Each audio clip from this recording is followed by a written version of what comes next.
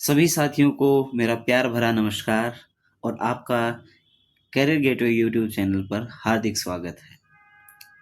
साथियों, हम अपनी डीएसएसबी पीआरटी की सीरीज़ कंटिन्यू कर रहे थे। बीच में कुछ दिन इसमें ब्रेक लग गया। उसका कारण क्या रहा कि बीच में कुछ तो दीपावली आ गई।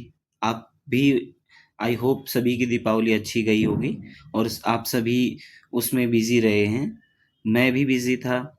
और दूसरा कारण ये है कि जो हमारा ये प्रीवियस ईयर पेपर है वो हमें नहीं मिल पा रहे थे। बट अब हमने टेक्स्ट बुक से इनको अरेंज किया है, तो अब हम अपनी सीरीज़ को कंटिन्यू कर पाएंगे।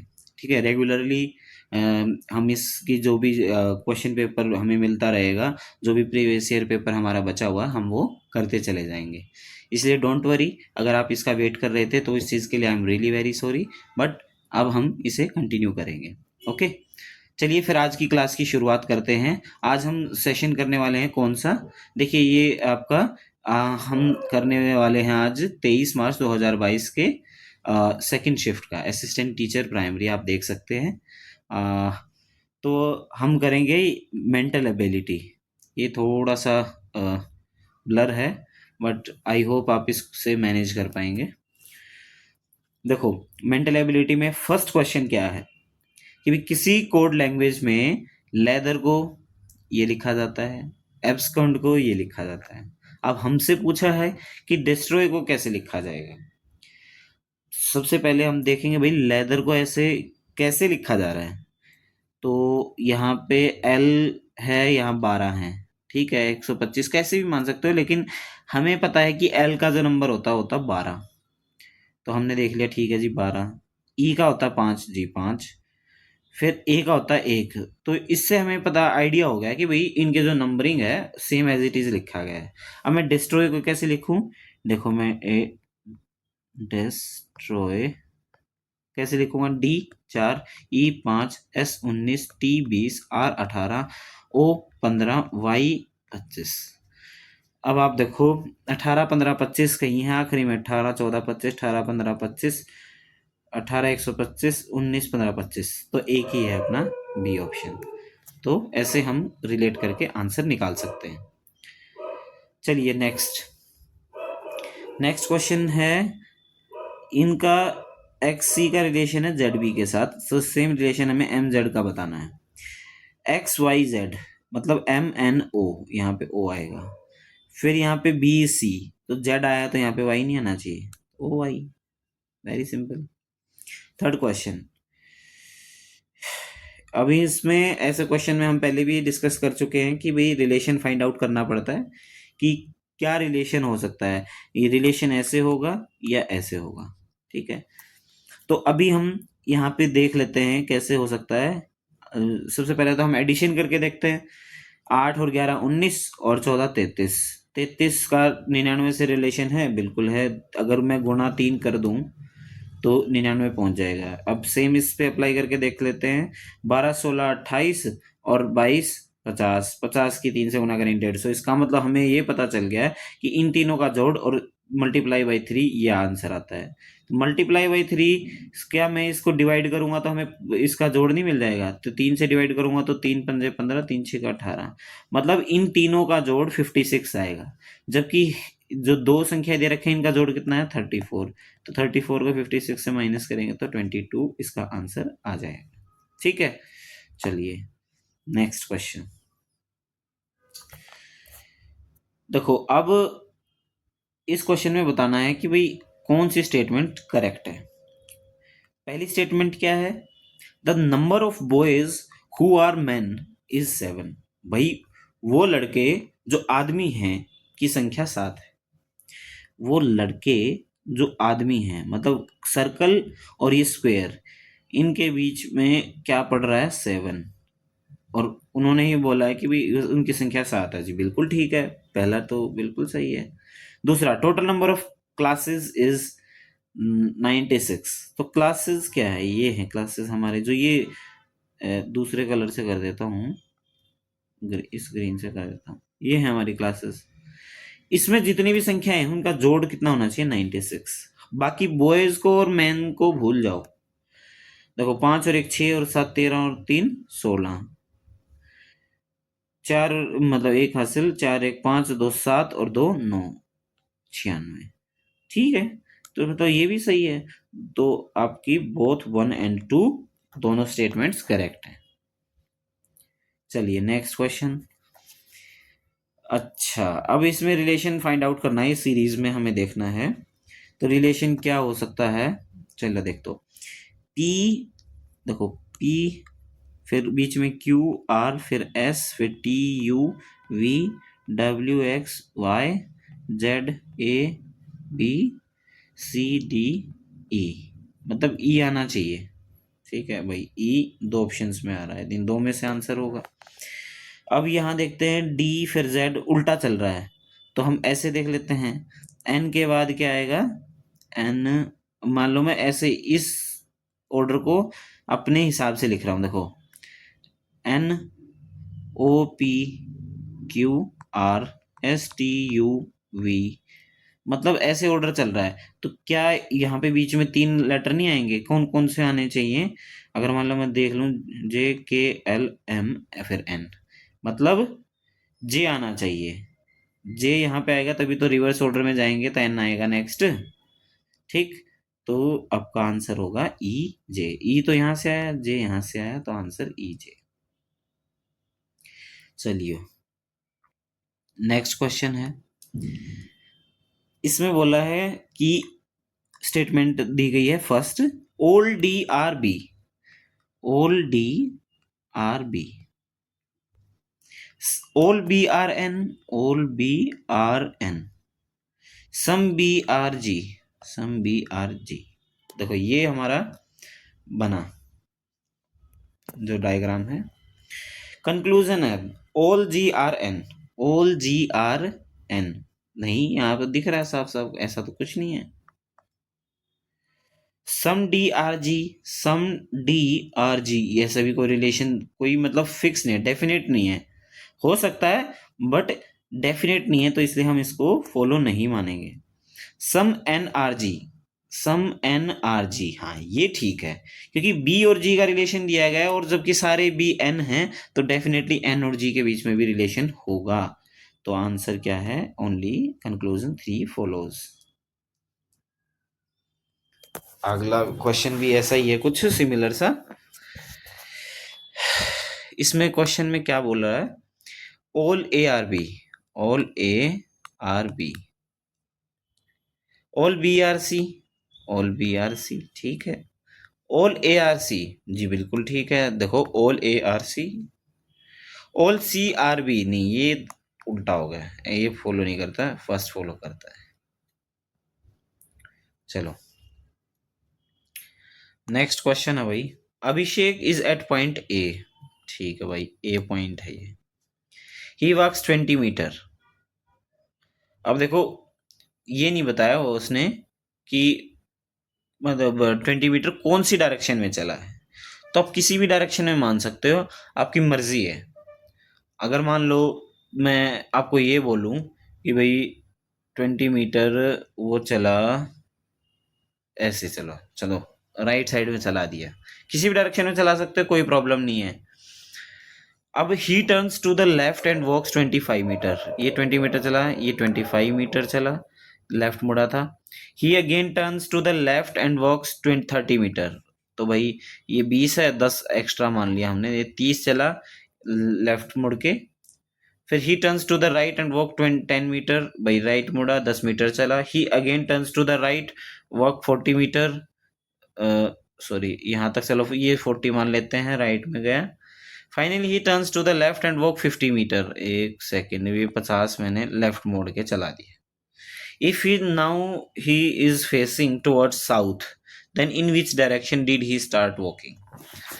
भाई हमसे ये बोल रहा है कि अगर जो ये लास्ट गया है, अगर ये डायरेक्शन साउथ है, तो अब ये जो फर्स्ट चला था वो कौन सी डायरेक्शन में चला था। अब आपको, जैसे हम डायरेक्शंस के बारे में पहले भी डिस्कस कर चुके हैं, तो हमें पता है कि जो एक्चुअल डायरेक्शन है तो वो कैसे होती है, ऊपर नॉर्थ होता है, नीचे साउथ होता है, और इस तरफ नॉर्थ के ईस्ट होता है और इस तरफ वेस्ट होता है। ठीक है, अब इस सिमिलर सिचुएशन को इसमें कनेक्ट करके देखो, मतलब लास्ट में वो कहाँ जा रहा है, साउथ में। भाई नीचे की तरफ जा रहा है ना साउथ में। या फिर एक काम करो, अगर आप पेन पेपर ले रखा हो ना आपने, उस पे आपने ये बनाया, तो आप इसको है ना उस डायरेक्शन में कर लो कि भाई नीचे की तरफ इसका मुंह हो जाए, मतलब इसको नीचे उठा के नीचे की तरफ कर लो। ठीक, उससे क्या हो जाएगा कि आपको पता चल जाएगा कि भाई नीचे साउथ में मुंह हो गया इसका। अब बाकी ये कौन सी डायरेक्शन में चला है। लेकिन फिर भी इससे मैं आपको समझा के दिखाता हूँ कि कैसे करना है। आपको पता नहीं था तो आप किसी भी डायरेक्शन में चला दिए, तो कैसे करना है। अब देखो साउथ में है, अब साउथ यहाँ है, तो इसका मतलब इसका उल्टा कितना कौन सा होगा, नॉर्थ। ठीक, अब आपको पता है अगर आपने नॉर्थ की तरफ मुंह कर रखा है, मान लो इस तरफ मुंह कर रखा है, तो आपका जो राइट साइड में है, मतलब नॉर्थ की तरफ मुंह कर रखा है, तो राइट साइड में ईस्ट होगा। आपने नीचे की तरफ मुंह कर रखा तो राइट साइड में ईस्ट होगा, लेफ्ट साइड में क्या होगा, वेस्ट। तो किस डायरेक्शन में चला भाई वो, वेस्ट की डायरेक्शन में। तो ये फिगर आप कैसे भी बना लो, बस आपको फिक्स पता होना चाहिए कि भाई जो उनकी चारों दिशाओं की जो जानकारी है वो होनी चाहिए कि भाई नॉर्थ यहाँ है, साउथ यहाँ है, ईस्ट यहाँ है या वेस्ट यहाँ है। इसको एक तरीका है, देखो मैं एग्जैक्ट भारत का मैप नहीं बना रहा, फिर भी मैं वैसे एक आइडिया दे रहा हूँ। देखो भारत का मैप ऐसे है, ठीक है, तो यहाँ पे नॉर्थ ईस्ट स्टेट है, तो उससे आपको आइडिया हो जाएगा कि ये ईस्ट है, ये वेस्ट साइड में गुजरात वगैरह है, यहाँ है, साउथ में तमिलनाडु वगैरह है, यहाँ पे जम्मू कश्मीर है वगैरह वगैरह। तो आप इससे भी याद रख सकते हो कि भाई मैं जम्मू कश्मीर की तरफ अगर मुंह करके खड़ा हूं तो मुझे पता है अगर मेरे राइट हैंड साइड की तरफ ईस्ट है, लेफ्ट हैंड साइड की तरफ वेस्ट है, और मेरे पीछे की तरफ साउथ है, और मेरे मुंह के सामने नॉर्थ है। ठीक है, तो देखो इस क्वेश्चन को हम ऐसे कर सकते थे। अच्छा भाई, इम्बेडेड वाला भी क्वेश्चन आया है। मोस्ट ऑफ द केसेस में रोटेशन अलाउड नहीं होती, मोस्ट ऑफ द क्या, ऑलमोस्ट सभी क्वेश्चंस में। तो आपको देखते ही पता चल जाएगा कि भाई ये छोटा सा ट्राइंगल है, ये कहीं बन रहा नहीं बन रहा, ये यहाँ पे टेढ़ा बन रहा है, ऐसा जैसे हमें चाहिए वो नहीं बन रहा, यहाँ भी नहीं बन रहा। यहाँ हमें थोड़ी बहुत पॉसिबिलिटी लगी, कहाँ बन रहा वो ट्राइंगल, ये है देखो ये। तो अब बाकी का भी देखो, बाकी का हाँ जी ये ऐसे है और ये ऐसे है, तो इसका मतलब एम्बेडेड है यहाँ पे, तो ये हमारा आंसर हो जाएगा। चलिए, ओस्ट्रिच एक बर्ड है, बिल्कुल ठीक बात है। हॉर्स एक स्टेबल है, तो स्टेबल तो हुआ जहाँ पे हॉर्स को रखा जाता है, अस्तबल। रोडेंट, रैट, मतलब रैट किस प्रजाति का होता है, वो होता है रोडेंट फैमिली होती है, बायोलॉजी में पढ़ोगे तो। लेकिन ओस्ट्रिच बर्ड है, रोडेंट रैट है नहीं। चेयर स्टेशनरी है, बिल्कुल भी नहीं। बटरफ्लाई इंसेक्ट है, हाँ जी बटरफ्लाई इंसेक्ट है। तो जो रिलेशन इसमें दिया गया था हमें वही देखना है बस। वैसे बोल के एक फ्लो बना लिया करो, जैसे अभी मैंने बनाया कि ऑस्ट्रिच एक बर्ड है, हॉर्स एक स्टेबल है नहीं, रोडेंट एक रैट है नहीं, चेयर एक स्टेशनरी है नहीं, बटरफ्लाई एक इंसेक्ट है जी हाँ। ऐसे बोल बोल के देखोगे तो आपको तुरंत आप लॉजिक लगा पाओगे। नेक्स्ट क्वेश्चन है कि भाई 7 मेंबर्स की एक टीम को सिलेक्ट करना है, कितने में से, 10 मेंबर्स में से। 10 मेंबर कौन कौन से हैं, M1 से लेके M10 तक। ठीक है, 7 मेंबर को करने हैं सेलेक्ट। M2 और M7 have to be selected together. भाई मतलब इस चीज में ये क्या कहना चाह रहा है कि जो 7 मेंबर की टीम जो सेलेक्ट होगी उसमें M2 और M7 को सेलेक्ट करना है। तो भाई M2 और M7 यहाँ भी है, M2 M7 यहाँ भी है, M2 M7 यहाँ भी है, M2 M7 यहाँ भी है, तो ठीक है, हमें इससे कुछ खास आइडिया नहीं लगा। Neither M3 NOR M5 can be selected with M9। अब इससे हमें आइडिया हो जाएगा कि भाई जो M9 है वो तो होगा, लेकिन साथ में ना तो M3 होगा और ना ही M5 होगा। अब देखो पहले M9 है जी, बिल्कुल पहले वाले में है। इसमें अगर M3 मिल गया तो मतलब ये फॉलो नहीं हो रहा, लेकिन मिल गया, ये फॉलो नहीं हो रहा है। M9 है जी, इसमें इसमें M9 नहीं है, ठीक है, तो हमारा कुछ नहीं कर सकते। इसमें M9 है जी है, इसमें M3 है, तो इसका मतलब ये भी फॉलो नहीं होगा। यहाँ पे M9 है नहीं है, तो हमें पता चला कि जो दो हमारे ऑप्शन है वो एलिमिनेट हो गए जस्ट इस स्टेटमेंट की वजह से। ईदर M4 और M6 has to be selected with M8। भाई या तो M4 या M6 M8 के साथ सिलेक्ट करे जाएंगे। तो अब हमें ये दो देखने हैं। भाई M8 ये है, M4 या M6, लेकिन इसमें तो दोनों हैं, इसका मतलब ये भी फॉलो नहीं हो रहा। देखो M8 है, यहाँ पे सिर्फ M4 है, या तो M, देखो ईदर का मतलब इधर और में या तो ये या तो वो, या तो M4 या तो M6। तो यहाँ पे M4 और M6 दोनों सेलेक्ट हो रहे थे, इसलिए भी ये गया, तो बच गया कौन सा, हमारा D option.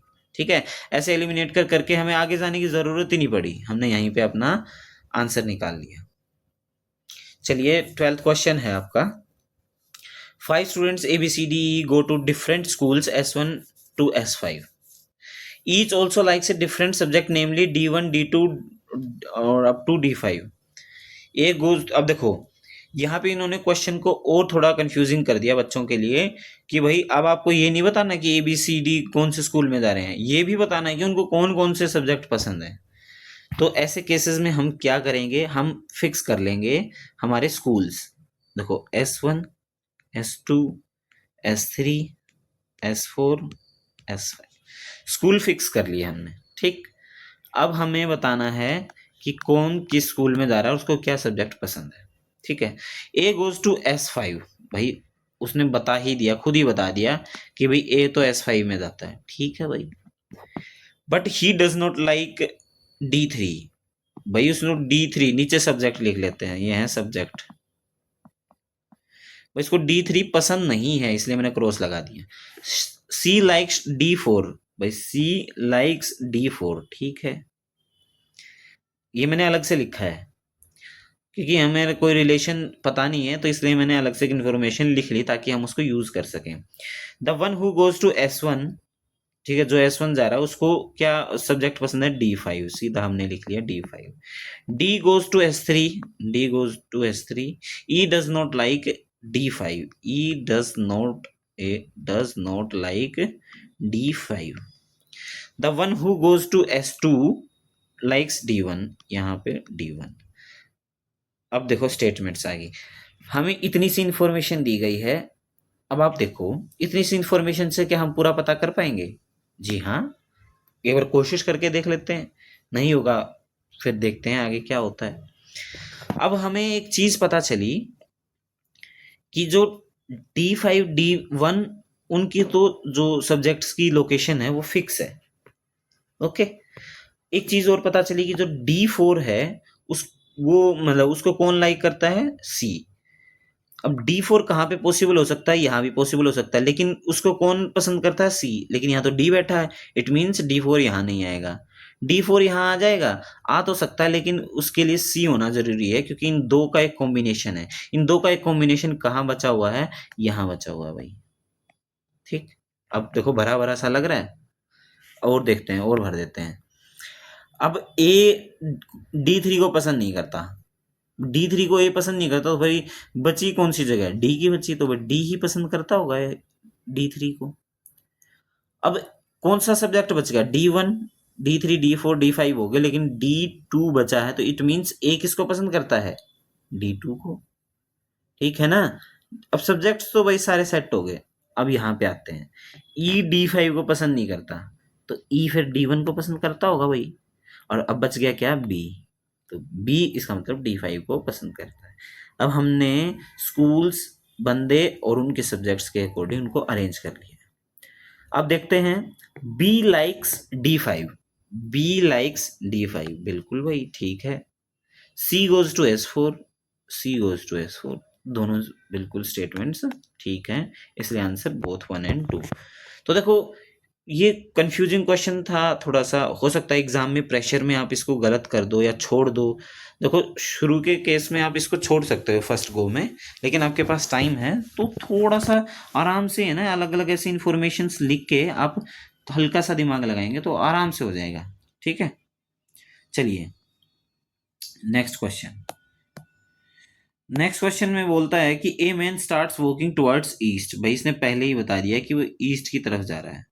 Then he turns to the left, then he turns to the right, finally he turns to the left.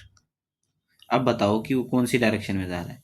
अब साफ साफ बात है, हमने बिल्कुल सही डायरेक्शन के हिसाब से चालू किया है मामला, तो भाई ये लास्ट में भी सही डायरेक्शन ही आएगी जो कि है हमारी north.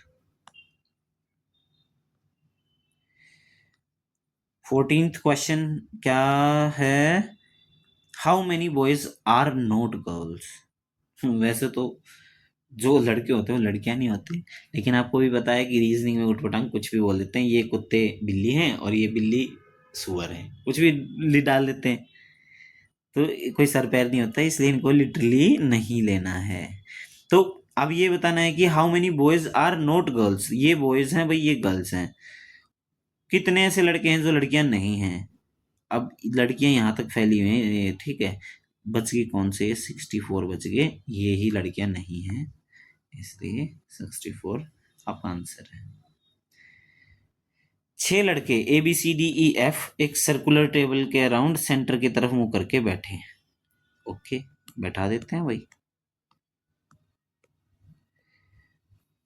One boy seat between C and D। चलो C और D के बीच में एक बंदा बैठा है। One boy seat between A and B। भाई A और B के बीच में भी एक बंदा बैठा है। C is not a neighbour of F। भाई C is not a neighbour of F, मतलब F का नेबर नहीं होना चाहिए। A sits to the immediate left of E। देखो ये हमारा कोई डेफिनेट रिलेशन है, ये तो डेफिनेट नहीं है, D और C भी हो सकता है, बीच में कौन बैठा कुछ नहीं पता। डेफिनेट रिलेशन से हम चालू करेंगे अपना काम। A sits to the immediate left of E।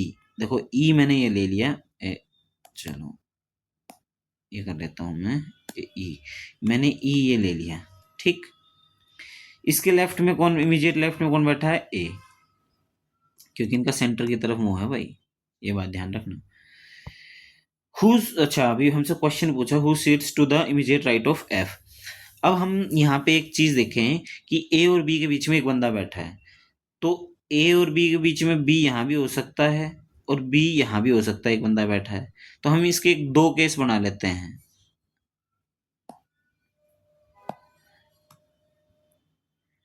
दो केस कैसे बनेंगे? देखो A E ये तो फिक्स थे, एक में B मैंने यहाँ बैठा दिया, एक में B मैंने यहाँ बैठा दिया, दोनों केस बन गए। ये मत सोचना कि ये दो केस बना रहे हैं तो यार ये हमारा टाइम कंज्यूमिंग है, ये दो केस अभी आपको पता चलेगा कि कितना इजीली आपका आंसर निकलवा देते हैं, आपको पता भी नहीं चलेगा। अब देखो A और B वाला तो हमने ले लिया रिलेशन, ठीक है। अब C और D का देखना है। C और इसमें मान लो मैं C को यहां बैठा हूं तो D या तो यहां आ सकता है, लेकिन या तो E बैठा है, या D यहां आ सकता है, ठीक। एक तो ये है। इसमें मैं C को यहां बैठा हूं फॉर एग्जाम्पल, तो D यहां बैठेगा, ठीक। अब बच गया क्या? F। इसमें मैंने F यहां बैठा दिया, इसमें F मैंने यहां बैठा दिया। अब आप ध्यान से देखो तो एक रिलेशन हमें यही बताता है भाई C F का नेबर नहीं है, लेकिन अगर आप देखोगे तो यहाँ पे C F का नेबर है। अगर यहाँ पे नेबर है तो इसका मतलब ये फॉलो नहीं होगा। फॉलो क्या होगा? फॉलो होगा जी ये। अब इसमें हमसे कुछ भी पूछ लो, who sits to the immediate right of F। F के राइट में क्या बैठा है जी? D बैठा, ठीक। अच्छा ये फिगर क्वेश्चन तो आप मुझे लगता है नींदों में भी कर सकते हो, है ना? ऐसे ऐसे तो आप कर ही लोगे। तो देखो भाई पूरा जो स्क्वायर है, स्क्वायर के बीच में लाइन क्रॉस कर रही है, स्क्वायर के बीच में लाइन क्रॉस सभी में कर रही है, ठीक बात है। छोटे छोटे स्क्वायर हैं वो इन इन लाइंस के पैरेलल है। देखो आप देख रहे होगे जो इनकी साइड से वो पैरेलल है, और जो ये छोटा है ना उसके राइट साइड में है, तो ये तो बड़े के राइट में आ गया, गलत। ये छोटे के राइट में ठीक है, ये छोटे के राइट में है, ये भी ठीक है। ये छोटा तो है ही नहीं, छोटा तो बाहर की तरफ है, ये भी नहीं होगा। अब इसमें आप देखोगे ये पैरेलल उसकी जो साइड्स हैं वो छोटे इस ट्रायंगल के पैरेलल होनी चाहिए, तो ये आंसर है। वैसे भी देख के पता चल जाएगा, तो मैं बस आपको आइडिया के लिए बता रहा हूँ। अच्छा इसमें से हमें ओड ग्रुप ऑफ नंबर्स बताना है, तो इसका मतलब ये है कि जो 3 हैं उनमें कोई रिलेशन है, लेकिन चौथे में वो रिलेशन फॉलो नहीं होता। तीनों में क्या रिलेशन है? सबसे पहले तो आपको एडिशन का देख लेना चाहिए। एडिशन का क्या रिलेशन बैठ रहा है? 7 और 3 10, आखिरी में आ रहा 3, नहीं बन नहीं रही बात। जोड़ के 7 और 1 8, ये भी नहीं बन रही। 5 और 5 14, ये भी नहीं बन रही, 9 और 4 13, मतलब एडिशन से तो नहीं बन रहा कुछ। अब सब्ट्रैक्शन का देख लेते हैं, सब्ट्रैक्शन का देख लेते हैं। मान लो ये बड़े में से छोटा घटा दूं तो कितना होगा, 13 में 7 गया 6, और 10 में से 6 गया 4, 46। अब इसमें घटा दूं, 7 में 3 गया 4, 6 में 2 गया 4, ठीक है। 7 में से 1 गया 6, और 13 में 9 गया 4, ठीक है। 11 में 4 गया 7 गया 4, और 8 में 4 गया 4, ये भी ठीक है। इसका मतलब 2 में ये चीज़ फॉलो हो रही है भाई। इसका मतलब तीसरे में भी, इसमें तो करना ही भूल गए। 10 में से 4 गया 6, और 11 में 7 गया 4, ठीक है, फॉलो हो रही है। 14 में से 9 गया 5, गड़बड़ हो गई। 6 में से 2 गए 4, मतलब यहाँ 45 आ रहा है। 2 में 44 46 आ रहा है, एक में 45 46। इसका मतलब ये हमारा आंसर है, ये ओड ग्रुप है। ठीक, ऐसे करना है क्वेश्चन। अब इसमें से मैं बताना रोंग फिगर। रोंग फिगर क्या है, चलो घुमावदार एरो देख लेते हैं। इस कोने में है, फिर इस कोने में आ गया, फिर नेक्स्ट इस कोने में, फिर नेक्स्ट इस कोने में, फिर इस कोने में। तो घुमावदार एरो से तो हमें कुछ नहीं पता चला है। अब ये नीचे है, फिर लेफ्ट, फिर ऊपर, फिर राइट होना चाहिए था यहाँ ऐसे, लेकिन ये नीचे आ गया। इट मीन्स कि ये फिगर गलत है। ये फिगर दिख कहाँ रहा है भाई, यहाँ दिख रहा है। अच्छा, in the following question select the odd letters from the given alternatives. अच्छा, ओड लेटर देखना है। जेड और एफ, जेड और एफ में क्या है, जेड की वैल्यू है 26, उसमें 6 अगर जोड़ दें तो एफ आ जाएगा।